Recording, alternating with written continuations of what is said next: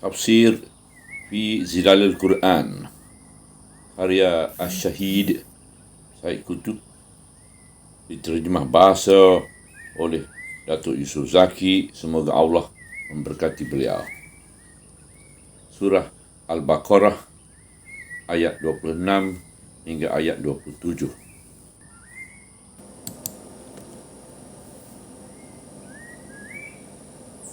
إن الله لا يستحيي أن يضرب مثلا ما بعوضة فما فوقها فأما الذين آمنوا فيعلمون أنه الحق من ربهم وأما الذين كفروا فيقولون ماذا أراد الله بهذا مثلا يضل به كثيرا ويهدي به كثيرا وما يضل به إلا الفاسقين الذين ينقضون عهد الله من بعد ميثاقه ويقطعون ما أمر الله به أن يوصل ويفسدون في الأرض أولئك هم الخاسرون. Selepas itu, ayat yang berikut membentangkan perbandingan yang dikemukakan Allah dalam Al-Quran. Bismillahirrahmanirrahim. Sesungguhnya Allah tidak segan membuat perbandingan dengan nyamuk atau dengan serangga yang lebih kecil darinya. Adapun orang-orang yang beriman, mereka yakin bahawa perbandingan itu adalah benar dari Tuhan mereka. Adapun orang-orang kafir, mereka bertanya, apakah maksud Allah membuat perbandingan ini? Dengan perbandingan ini, ramai orang yang disesatkan Allah dan ramai pula orang-orang yang diberikan hidayah, dan Allah tidak menyesatkan dengan perbandingan ini melainkan orang-orang yang fasik, iaitu orang-orang yang membatalkan perjanjian Allah sesudah dikatakannya dengan teguh dan memutuskan hubungan-hubungan yang diperintahkan Allah supaya disambungkannya, dan mereka melakukan kerosakan di bumi. Mereka lah orang-orang yang rugi. Ayat 26 dan 27. Ayat-ayat ini membayangkan bahawa kaum munafikun yang dibandingkan Allah seperti orang yang menyalakan api atau seperti orang yang ditimpa hujan yang lebat di malam yang gelap dengan guruh dan kilat yang bersambungan. Mungkin kaum Yahudi dan kaum musyrikin pun begitu juga. Telah menggunakan perbandingan ini dan perbandingan yang terdapat dalam surah-surah Makkiyah yang lain sebagai lubang untuk menimbulkan keraguan terhadap kebenaran Al-Quran.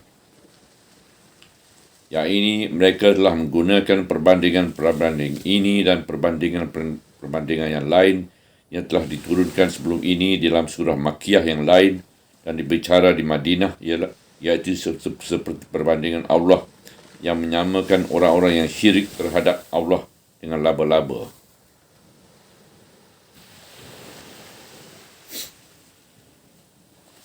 Seperti labah-labah yang membuat rumah, dan sesungguhnya rumah yang paling lemah ialah rumah labah-labah jika mereka mengetahui.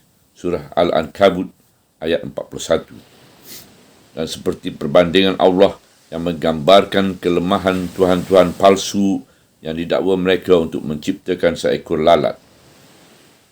Sesungguhnya sembahan-sembahan yang kamu sembah selain Allah itu tidak akan berkuasa menciptakan seekor lalat, walaupun mereka berkumpul dan bekerjasama. Andainya lalat itu merampas sesuatu dari mereka, nescaya mereka tidak berdaya mengambilnya kembali daripadanya. Yang menyembah pun lemah dan yang disembah pun lemah. Surah Al-Hajj ayat 73. Ayat ini membayangkan bahawa kaum munafikun dan mungkin juga turut sama kaum Yahudi dan kaum musyrikin telah menggunakan perbandingan ini untuk menimbulkan keraguan terhadap kebenaran Al-Quran yang diwahyukan Allah dengan alasan bahawa perbandingan-perbandingan seperti ini yang mengandungi sindiran yang memperkecilkan dan mempersenda-sendakan mereka itu tidak layak terbit dari Allah. Kerana Allah tidak wajar menyebut serangga-serangga yang kecil seperti lalat dan laba-laba dalam kalamnya. Inilah sebahagian dari tindakan-tindakan membangkitkannya keraguan dan kesangsian terhadap Al-Quran yang dilakukan oleh kaum munafikun dan kaum Yahudi di Madinah, juga dilakukan oleh kaum musyrikin di Makkah. Oleh itu, ayat-ayat ini diturun untuk menolak pakatan jahat ini dan untuk menjelaskan hikmah Allah dalam perbandingan itu, juga untuk mengingatkan orang-orang yang tidak beriman akibat mengelirukan perbandingan-perbandingan itu, di samping meyakinkan orang-orang yang beriman bahawa perbandingan-perbandingan itu akan menambah keimanan mereka. Sesungguhnya Allah tidak segan membuat perbandingan dengan nyamuk atau dengan serangga yang lebih kecil darinya. Ayat 26. Mukjizat pada nyamuk sama dengan mukjizat pada gajah. Kerana Allah itu Tuhan makhluk yang kecil dan yang besar dan cipta nyamuk dan gajah. Mukjizat yang terdapat pada nyamuk sama dengan mukjizat yang terdapat pada gajah, iaitu mukjizat hayat, mukjizat rahsia hidup yang tertutup yang tiada siapa mengetahui melainkan Allah. Tiada sesuatu yang mengaibkan Allah dengan perbandingan-perbandingan yang dibuat olehnya, dan bukannya sifat Allah malu dan segan menyebut perbandingan-perbandingan itu. Kerana Allah yang maha bijaksana itu bertujuan mahu menguji hati dan jiwa manusia dengan perbandingan-perbandingan itu. Adapun orang-orang yang beriman, mereka yakin bahawa perbandingan itu adalah benar dari Tuhan mereka. Ini ialah kerana keimanan mereka kepada Allah itulah yang membuat mereka menerima apa sahaja yang terbit dari Allah dengan adab sopan yang layak dengannya, dan dengan keyakinan mereka terhadap hikmah kebijaksanaannya.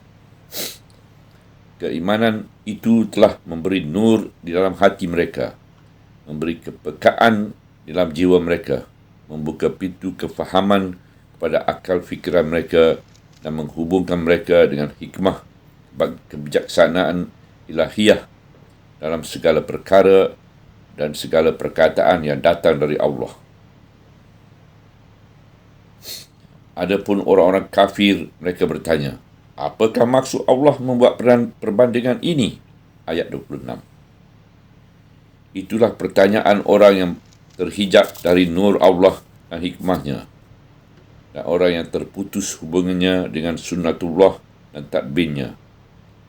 Di samping itu, pertanyaan itu pula merupakan satu pertanyaan dari orang yang tidak sopan santun terhadap Allah, orang yang tidak menunjukkan adab yang layak bagi seorang hamba terhadap tindakan-tindakan Allah. Mereka telah mempertikaikan perbandingan-perbandingan Allah dengan penuh kejahilan dan biadab, sama ada dalam susunan kata bantahan dan sangkalan mereka, atau dalam cara mereka menimbulkan keraguan dan kesangsian terhadap perbandingan-perbandingan yang terbit dari Allah itu. Dengan perbandingan ini, ramai orang yang disesatkan Allah dan ramai pula yang diberi hidayah. Dan Allah tidak menyesatkan dengan perbandingan ini, melainkan orang-orang yang fasik. Ayat 26. Ujian Allah dan reaksi manusia terhadapnya. Allah melepaskan ujian-ujian itu bergerak bebas, dan ujian-ujian itu disambut oleh para hamba-Nya mengikut tabiat dan kesediaan mereka masing-masing. Setiap orang masing-masing memberi sambutan mengikut cara dan gaya yang dipilih olehnya. Tapi ujian Allah hanya satu sahaja, dan kesan-kesan ujian itu berbeza mengikut perbezaan cara dan gaya menyambutnya. ujian, kesusahan ditimpanya ke atas berbagai-bagai manusia. Tetapi bagi orang yang beriman dan yakin pada Allah, pada hikmah dan rahmatnya, kesusahan itu merapatkan lagi hubungannya dengan Allah, menambahkan iltija, iaitu memohon perlindungan dan ketakutan kepada Allah. Dan bagi orang yang fasik atau munafik pula, kesusahan itu menggoncangkan hatinya, menambahkan kejauhannya dari Allah dan mengeluarkannya begitu jauh dari barisan mukmin. Begitu juga ujian kesenangan disogokkan kepada berbagai-bagai manusia. Tapi bagi orang yang beriman, kesenangan itu menambahkan kesedaran, kepekaan dan kesyukuran. Dan bagi orang-orang yang fasik atau munafik, kesenangan itu menjadikannya angkuh, rosak akhlak dan sesat. Demikianlah juga perbandingan-perbandingan yang dikemukakan Allah kepada manusia. Ramai orang menjadi sesat dengan sebab perbandingan itu. Mereka adalah terdiri dari orang-orang yang tidak mahu menerima dengan baik apa yang datang dari Allah. Ramai pula orang yang mendapat hidayah dengan perbandingan itu. Dan mereka adalah terdiri dari orang-orang yang memahami hikmat kebijaksanaan Allah. Dan Allah tidak menyesatkan dengan perbandingan ini, melainkan orang-orang yang fasik. Ayat 26. Iaitu orang-orang yang mempunyai hati yang fasik sebelum ini dan menyeleweng dari hidayah dan kebenaran. Dan balasan yang wajar terhadap mereka ialah mereka bertambah sesat dan fasik. Ayat yang berikut menghuraikan sifat-sifat orang-orang fasik itu, sebagaimana permulaan surah ini menghuraikan sifat-sifat orang-orang yang bertakwa. Kerana bidang pembicaraan surah di sini masih lagi membicarakan tentang golongan-golongan yang mewakili umat manusia di berbagai-bagai zaman. Iaitu orang-orang yang membatalkan perjanjian Allah sesudah diikatkannya dengan teguh dan memutuskan hubungan-hubungan yang diperintahkan Allah supaya disambungkannya, dan mereka melakukan kerosakan di bumi. Mereka lah orang-orang yang rugi. Ayat 27. Apakah perjanjian dari perjanjian-perjanjian Allah yang telah dibatalkan mereka? Apakah perkara yang diperintahkan Allah supaya disambungkannya itu telah diputuskan mereka? Apakah jenis kerosakan di bumi yang telah dilakukan mereka? Ayat ini hanya menyebut secara umum begitu saja, kerana pembicaraan di sini ialah perbicaraan untuk menggambarkan tabiat dan contoh suatu golongan sahaja, bukan untuk merakamkan satu peristiwa atau menghuraikan suatu kejadian. Yang dimaksudkan di sini ialah gambaran umum sahaja, iaitu segala perjanjian yang wujud di antara Allah dengan model golongan manusia seperti ini telah dibatalkan belaka. Dan segala perkara yang diperintahkan Allah supaya disambungkannya telah diputuskan belaka. Dan segala kerosakan di bumi ini telah dilakukan mereka. Pendeknya, hubungan contoh golongan manusia seperti ini dengan Allah telah terputus. Fitrah mereka yang menyeleweng tidak pernah mematuhi sesuatu perjanjian, tidak pernah berpegang dengan tali hubungan yang teguh, dan tidak pernah segan melakukan kejahatan dan kerosakan. Mereka laksana buah putik yang terputus dari pokok hayat. Dia menjadi busuk dan buruk lalu dibuang oleh pokok hayat. Oleh sebab itulah mereka menjadi sesat dengan perbandingan-perbandingan yang memberi hidayah pada orang-orang yang beriman. Yakni kesesatan mereka berpunca dari sebab perbandingan yang memberi hidayah kepada para muttaqin.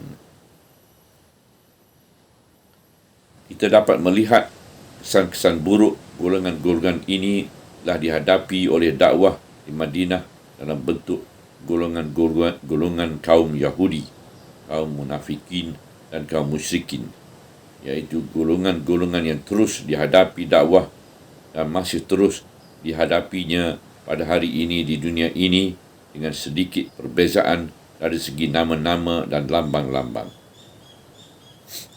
iaitu orang-orang yang membatalkan perjanjian Allah setelah diikatkannya dengan teguh. Perjanjian Allah dengan manusia.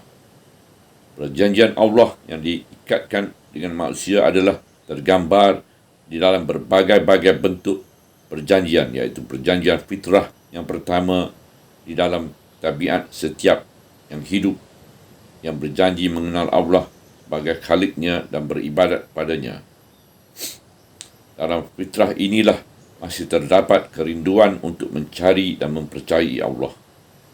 Tetapi fitrah ini sering sesat dan menyeleweng. Lalu ia mengadakan tandingan-tandingan dan sekutu-sekutu bagi Allah.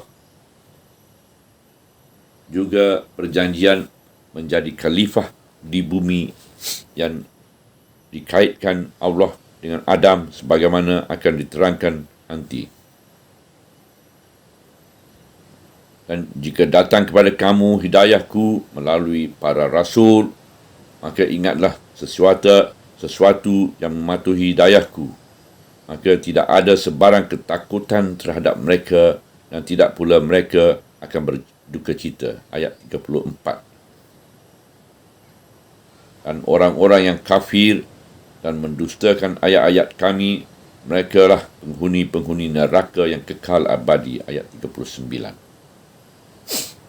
Itulah perjanjian-perjanjian Allah yang banyak di dalam risalah-risalah bagi setiap kaum di mana manusia berjanji menyembah Allah yang tunggal sahaja dan berhakimkan kepada peraturan-peraturan dan syariah Allah dalam kehidupan mereka. Semua perjanjian ini telah dibatalkan oleh orang-orang yang fasik, dan apabila perjanjian yang telah diikatkan dengan Allah itu dibatalkan, maka segala perjanjian yang lain dari perjanjian Allah tentu akan dibatalkan belaka.